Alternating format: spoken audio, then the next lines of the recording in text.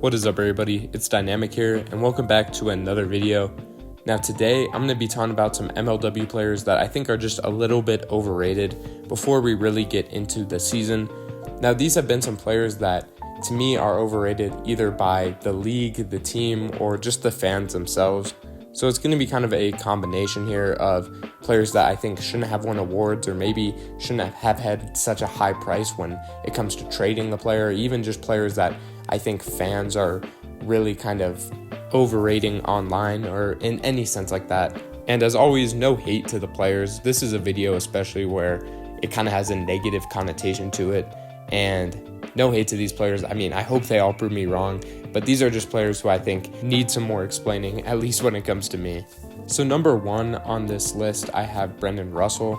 There's actually a lot of Predators players who I think are overrated because I think Cratch handles most of the weight of that team. I think he kind of carries that team, and it leads guys like, in my opinion, Levi Fleer, Brendan Russell, some other guys on this team who, in my opinion, just kind of get their names thrown into the bunch when it comes to talking about good hitters, when in my opinion Brendan Russell really isn't that good of a hitter. He batted 171 last year. He was the fourth batter on a team that struggled to hit last year, and that is kind of unacceptable from a player who really all they do is bat.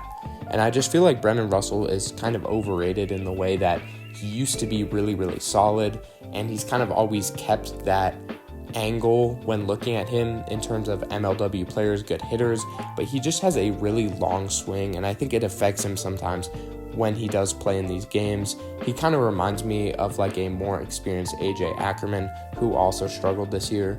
But in my opinion, Brendan Russell just doesn't really deserve the hype that I think he's gotten over the years. And I might be speculating, the hype might have kind of gone down a little bit in terms of him, and I am a fan of his game, but I just feel like the more and more games I watched last year, he just wasn't seeing the ball super well. So that's something that hopefully he can improve on, and to me, it just makes me feel like he's a little bit overrated. Next, I have Trevor Bonham from the Magic. Now, Trevor Bonham is a guy who I don't think is getting super overrated in terms of what he's doing in the league. I think people are kind of starting to understand now that Trevor Bonham might not be as good as we originally thought, because this year he didn't bat the best either. He also batted a 171, just like Brendan Russell, but the difference is he pitches, right? Doesn't that make him a better player? Well, his pitching was pretty atrocious. He had a 1-3 record on the mound, which took a really big step back from what he did the year prior. The mix between RJ Walgate and Trevor Bonham on the mound is something that made the Magic so elite 2 years ago, and now it just feels like all of that stuff that he had on the mound is kind of just non-existent.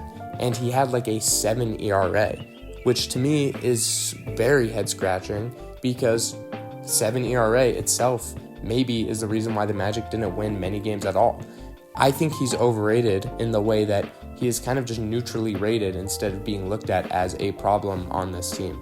I like Trevor Bonham. I like the kind of quiet leadership he has. He likes to lead by example. I'm cool with that. I think he's a good teammate, but I just struggle with seeing him as a second game pitcher.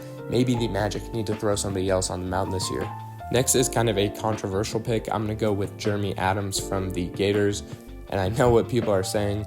Didn't I just make a video about how I believe that Jeremy Adams should have won Rookie of the Year? And the answer to that is yes, I did make a video about that. And yes, I do believe that he should have won Rookie of the Year.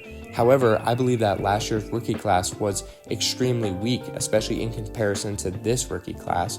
So I think Jeremy Adams might be like a 4th or 5th or 3rd ranked rookie in this year's class, to be honest. That might be a hot take, but that's just what I believe.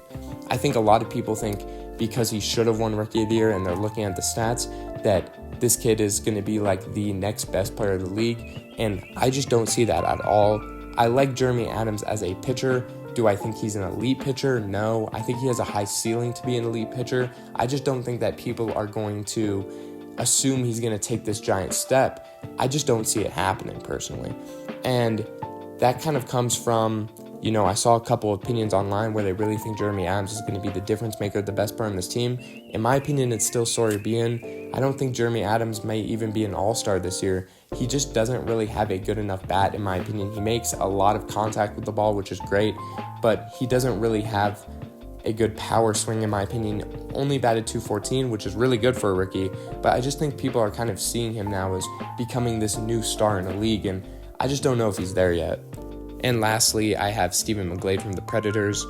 Now, I understand that he's not really super overrated by the MLW community. I think everyone knows that he's not really the best. But once again, I feel like I have to talk about how the Predators have just kept him here so long. I mean, if you're a frequent viewer of the channel, you know I have a lot of questions about the Predators. A lot of people might think I'm a Predators hater. That's not true. I'm just a really big Ryan Crash fan, I think. So seeing what he has to deal with roster-wise sometimes is frustrating.